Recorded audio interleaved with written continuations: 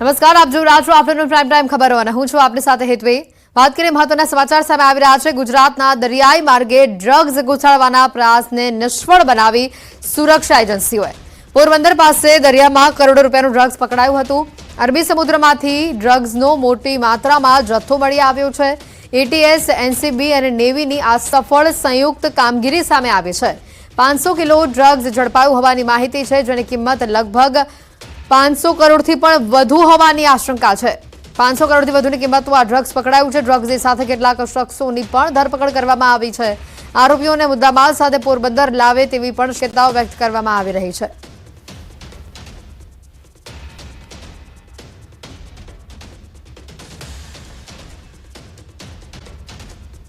અને હવે વાત operation medical mafia.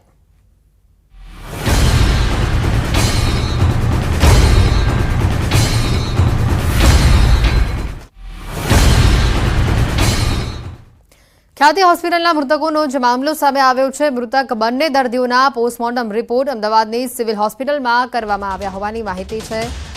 Civil સુપ્રિન્ટેન્ડન્ટે postmortem બાદ જણાવ્યું કે તેમણે પેનલ રિપોર્ટ સાથે વિડીયોગ્રાફી પણ કરી છે। પીએમ રિપોર્ટ બાદ મૃતદેહોને પરિવારને સોંપાયા છે। મૃતકોના રિપોર્ટ જાહેર કરવામાં હજી થોડો સમય લાગશે। રિપોર્ટ તૈયાર થયા બાદ આરોગ્ય વિભાગની તપાસ સમિતિને પહેલા આ રિપોર્ટ સોંપવામાં આવશે।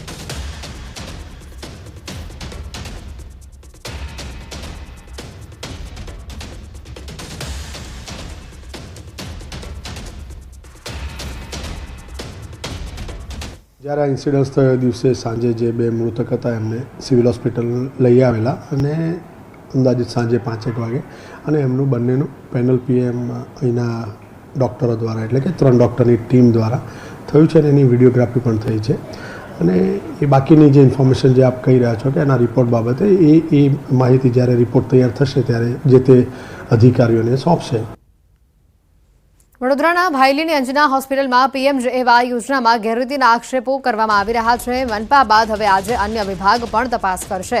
હોસ્પિટલની ફાયર એનઓસી માટે ફાયર વિભાગ તપાસ કરશે। ફૂડ સેફ્ટીના લાયસન્સ વિના હોસ્પિટલમાં કેન્ટીન ધમધમતી હોવાની શંકા છે। આરોગ્ય વિભાગ પણ અંજના હોસ્પિટલ ખાતે તપાસ કરશે। ટેરેસ પર પતરાનો માળ ગેરકાયદે બાંધ્યો હોવાનો પણ એક બાજુ આક્ષેપ થઈ રહ્યો છે। ગેરકાયદે દબાણને લઈને ટીડીઓ વિભાગની ટીમ તપાસ કરશે। આરોગ્ય વિભાગની ટીમે ગઈકાલે હોસ્પિટલમાં તપાસ કરી હતી અને આક્ષેપ કરનાર દર્દીની અને તેની સારવારની વિગતો મેળવી। સાથે જ અન્ય કેટલા દર્દી સારવાર હેઠળ છે તેની પણ વિગતો મેળવવામાં આવી છે।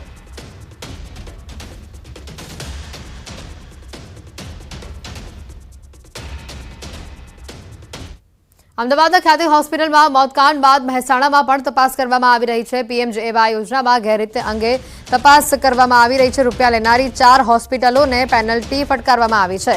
4 હોસ્પિટલો પાસેથી 5 ગણી પેનલ્ટી વસૂલવામાં આવશે। આ સાથે જ મહેસાણાની લાયન્સ, કડીની ભાગ્યોદય, મહેસાણાની શંકુઝ, વિસનગરની નૂતન હોસ્પિટલ પાસેથી આરોગ્ય તંત્રે દર્દીઓને પૈસા પરત અપાવ્યા છે। કડીની ભાગ્યોદય હોસ્પિટલ પાસેથી 1,10,410 વસૂલાશે। મહેસાણાની લાયન્સ હોસ્પિટલ પાસેથી 65,435 રૂપિયા વસૂલાશે। નૂતન હોસ્પિટલ પાસેથી 45,850 રૂપિયા વસૂલાશે તો શંકુઝ પાસેથી 57,000 રૂપિયા વસૂલવામાં આવશે। તમામ હોસ્પિટલ પાસેથી દર્દી પાસેથી જે રકમ લેવામાં આવી હતી તેની 5 ગણી રકમ પેનલ્ટી સ્વરૂપે વસૂલવામાં આવશે। વિસનગરની કૃષ્ણા મલ્ટી સ્પેશિયાલિટી હોસ્પિટલે પણ પગના ઓપરેશનના એક પેકેજની જગ્યા પર 2 પેકેજ કર્યા। અન્ય 15 હોસ્પિટલોને પણ આ જ પ્રકારની નોટિસ ફટકારવામાં આવી છે।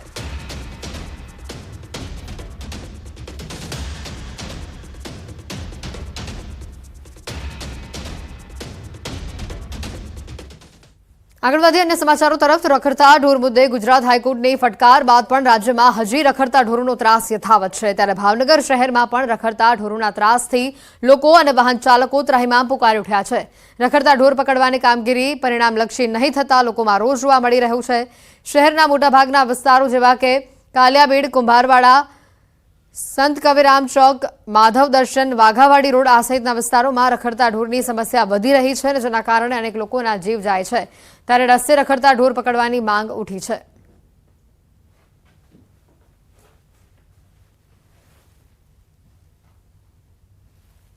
અસહ્ય ઢોરનો ત્રાસ હોવાથી કેટલા એક્સિડન્ટો થાય છે। મ્યુનિસિપાલિટી પાસે 4 ડબ્બા હોવા છતાં 10 થી 15 ઢોર ભરે છે અને પછી એ લોકો એમ માને છે કે અમે બધી કોથી ઢોર ભરી લીધા, એક જ ઠેકાણેથી ઢોર ભરે અને દેખાડે બધી કોર અમે આ બાજુ ફર્યા ને આ બાજુ ફર્યા. આ લોકો આમ હાઈકોર્ટે ચુકાદો આપ્યો છે કે ઢોર ક્યાંય રખડતા હોવા ન જોઈએ, તોય ઢોર રખડતા હોય છે જ્યાં હોય ત્યાં, અને અનેક મૃત્યુ થાય છે એક્સિડન્ટ થવાથી. ભાવનગરમાં રખડતા ઢોરનો ત્રાસ બહુ છે. આમાં તંત્ર કાંઈ પગલાં લેતું નથી અને ભાવનગરમાં મહાનગરપાલિકાએ 4 ડબ્બા બનાવ્યા છે, એમાં એ કાંઈ ઓપ્શન લેતું નથી અને રોજ કાંઈક ને કાંઈક નવી ઘટના બનતી છે. કોકને કાંઈ ગાયું કે ખૂટિયા કે વગેરે એક કોકને ઉડાડતું રહેતું અને એક્સિડન્ટથી મૃત્યુ પામતા હોય છે. એની માટે સરકારને એવી ગુજારિશ છે કે આના ઉપર પગલાં લે. ઢોર પકડવાની કામગીરી જે અમે કોન્ટ્રાક્ટ મારફત કરાવવા માટે ટેન્ડર કરેલું હતું, એમાં એજન્સીને વર્ક ઓર્ડર આપેલ, પરંતુ મેડિકલ રીઝનને કારણે એને કામગીરી શરૂ કરેલ ન હોવાથી અમે એને નોટિસ ફટકારી છે અને જો કામગીરી નહીં કરે તો ભવિષ્યમાં જે કાયદાકીય પગલાં લેવાના થતા હોય એ લેવામાં આવશે. એ ઉપરાંત જે પશુ માલિકો હોય એમને લાયસન્સ ઇસ્યુ કરવાની કામગીરી ચાલુ છે અને જે પશુ માલિકોને પશુ હોય એમને RFID ટેગિંગ કરવાની પણ કામગીરી ચાલુ છે. રાજ્ય સરકાર દ્વારા ખેડૂતોની જણસ ટેકાના ભાવે ખરીદી કરવાનો શુભારંભ કરવામાં આવ્યો છે. મુખ્યમંત્રી દ્વારા તેનો શુભારંભ કરાયો છે, જેમાં બોટાદ તાલુકા ખરીદી વેચાણ સંઘ દ્વારા બોટાદ માર્કેટિંગ યાર્ડ ખાતે ટેકાના ભાવે જણસની ખરીદી શરૂ કરવામાં આવી છે, જેમાં મગફળી, સોયાબીન, અડદ અને મગની ટેકાના ભાવે ખરીદી કરાઈ છે. મગફળીનું વાવેતર બોટાદ જિલ્લામાં સારું થાય છે, ત્યારે 1700 જેટલા ખેડૂતો દ્વારા ટેકાના ભાવે વેચાણ કરવા રજીસ્ટ્રેશન કરાવાયું હતું. ટેકાના ભાવમાં મગફળી 1356 રૂપિયા 20 કિલોના મળી રહી છે, જ્યારે ખુલ્લા બજારમાં 900 થી 1000 રૂપિયાનો ભાવ જ મળી રહ્યો છે, જેથી દરેક ખેડૂતનો 300 થી 400 રૂપિયાનો 20 કિલોમાં ફાયદો થાય છે, જેથી ખેડૂતો ટેકાના ભાવે તેમની જણસ વેચી રહ્યા છે. ત્યારે ખેડૂતોમાં પણ આ ફાયદાને લઈને ખુશી જોવા મળી રહી છે. ટેકાના ભાવે ખરીદી શરૂ કરી છે, ત્યારે આજે બોટાદ ખાતે બોટાદ માર્કેટિંગ યાર્ડમાં તાલુકા સંઘ બોટાદ દ્વારા બોટાદ તાલુકાના રાણપુર અને બરવાળા તાલુકાના ખેડૂતોની મગફળી ખરીદીના કામગીરીનો શુભારંભ થયો છે. સરકાર દ્વારા 1356 રૂપિયા ભાવ નક્કી કરવામાં આવ્યો છે. હાલે મગફળીની બોટાદ જિલ્લાની અંદર મબલક આવક છે. 1700નું રજીસ્ટ્રેશન થયેલું છે અને 1356 રૂપિયા ભાવ સરકારશ્રીનો મુખ્યમંત્રીને બાંધેલો છે, એ પ્રમાણે ખરીદી કરવાની છે. 900ની આસપાસ હોય છે. બજારમાં વેચવા જઈએ તો 900 થી 1000 રૂપિયા ભાવ છે અને સરકારશ્રીના ભાવ 1356 રૂપિયા આપે છે, એટલે 300-400 રૂપિયાનો ફેર છે. એટલે આ ટેકાના ભાવે વેચવામાં અમને વધારે સરળ પડે છે. ખુલ્લા બજારમાં 900 થી 1000 રૂપિયાનો ભાવ છે. ટેકાનો ભાવ 1356 રૂપિયા ભાવ છે, એટલે ખેડૂતને સારો ભાવ મળે છે. રાજકોટ જિલ્લામાં પાછોતરા વરસાદે ખેડૂતોના ચોમાસુ પાક પર પાણી ફેરવી દીધું છે અને તેથી ખેડૂતો કાંઠા હૃદય શિયાળુ પાક માટે ખેતર ખેડવાનું શરૂ કર્યું છે. પરંતુ ખેડૂતને હંમેશા એક પછી એક મુસીબત આવતી હોય તેમ ખેડૂતને જે પાયાનું ખાતર કહેવાય છે તે DAP ખાતર લેવા સરકારી ખાતર ડેપો જાય છે, ત્યાં ખાતર હોતું નથી અને ખાતર ડેપોમાંથી 4-5 દિવસ પછી આવશે, તપાસ કરજો તેમ કહી દેવામાં આવે છે. ખાતર મોડું મળે તો વાવેતર પણ મોડું થશે અને ઉત્પાદન ઓછું મળશે, તેથી ખેડૂતોને ચારે બાજુથી મુશ્કેલી સર્જાઈ છે. તો બીજી બાજુ ખેડૂતોનો આક્ષેપ છે કે આ ખાતરની અછત તો છે તેવું જાણી જોઈને કહેવાઈ રહ્યું છે. ખરેખર ખાતરની અછત છે કે કેમ તે સ્થિતિ ગમે તે હોય, પરંતુ અંતમાં મુસીબત તો જગતના તાત ઉપર આવીને બેઠી છે. ખેડૂતોને જે અતિવૃષ્ટિના કારણે ચોમાસુ પાક નિષ્ફળ ગયા છે, મગફળી, કપાસ, સોયાબીન જેવા પાકો નિષ્ફળ ગયા છે અને ખેડૂતોને અત્યારે નવું વાવેતર કરવું છે શિયાળુ પાકમાં, તો જમીન અત્યારે ખેડીને તૈયાર છે, તો ખેડૂતોને અત્યારે ખાતર DAP કે NP એકેય ખાતર મળતું નથી. અને જ્યારે આપણે ડેપોમાં જાય છે ત્યારે એમ કહે છે કે તપાસ કરજો, 2 દી કેડે આવશે, આવકમાં છે, ખાતર અત્યારે છે નહીં. 2 દી કેડે પાછા જાય તો કે ખાતર છે નહીં, તપાસ કરજો. હવે ખેડૂતો કામ કરે એનું કે ધક્કા ખાય ખાતર માટે લાઈનમાં ઉભા રહીએ. અમારે તુવેરની અંદર પણ ખાતર નાખી પાણી આપવું છે, નવું વાવેતર ઘઉં વાવવા છે, ચણા વાવવા છે કે ગમે કોઈ પણ વાવેતર કરવું છે, અમને ખાતર નથી. અમે મંડળીએ જાય છીએ તો મંડળીએ જાય તો એમ કે ભાઈ તમે કાલ તપાસ કરજો, પરમદી તપાસ કરજો. અમે રોજ તપાસ કરી.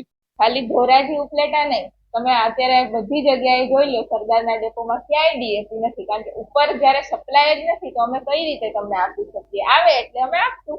અત્યારે જે રીતે મેં તમને કીધું કે થોડા દિવસમાં જયારે કાચો માલ આવે એટલે એની જ્યારે શિપમેન્ટ લાગે એ પછી સિક્કા પ્લાન્ટ ચાલુ થશે અને એની સપ્લાય જેમ બને એમ જલ્દીથી જલ્દી હું કહીશ કે થાય. સૌરાષ્ટ્રમાં જે રીતે મેઘરાજાએ મહેર કરી હતી અને જે તોફાની બેટિંગ હતી તેને લઈને સૌરાષ્ટ્રના અંદરમાં જે કેટલા ખેતરો છે ખેતરો બરબાદ થઈ ગયા હતા અને ખેતરો પાણીથી વરતોડ થઈ ગયા હતા તેને લઈને વાત કરીએ ધોરાજી પંથકના અંદરમાં હજારો વીઘા જમીનના અંદરમાં ધોવાણ થઈ ગયું હતું તેને લઈને પાક છે તે પાક નિષ્ફળ ગયો હતો. અને હાલ વાત કરીએ ધોરાજીને જે પંથકની ખેડૂતોની તો હાલત અત્યારે કફોડી છે. જે ખાતર છે ડીએપી ખાતર નથી મળી રહ્યો તેને લઈને ખેતર છે ખાલી ખેરીને મૂકી દેવામાં આવ્યા છે. ખેડૂતો એવું કહી રહ્યા છે કે તાત્કાલિક ધોરણે સરકાર દ્વારા જો ખાતર આપવામાં આવે તો અમે પાક છે પાક નિષ્ફળ ન જાય અને જે વાવેતર છે વાવેતર કરી શકીએ. પાકનો જે વાવેતર છે વાવેતર મોડો થશે એટલે ઉત્પાદન બી મોડો થશે. તેને લઈને ખેડૂતને નુકસાનીનો સામનો કરવો પડશે. ખેડૂતો એવું કહી રહ્યા છે તાત્કાલિક ધોરણે ખાતર છે ખાતર આપવામાં આવે તો તે જે પાકનો વાવેતર શેરુપીટનું વાવેતર છે તે વાવેતર કરવામાં આવે તો ખેડૂતને કોઈ નુકસાનીનો સામનો ન કરવો પડે. મુનાફ બગાલી, ગુજરાતી, ધોરાજી.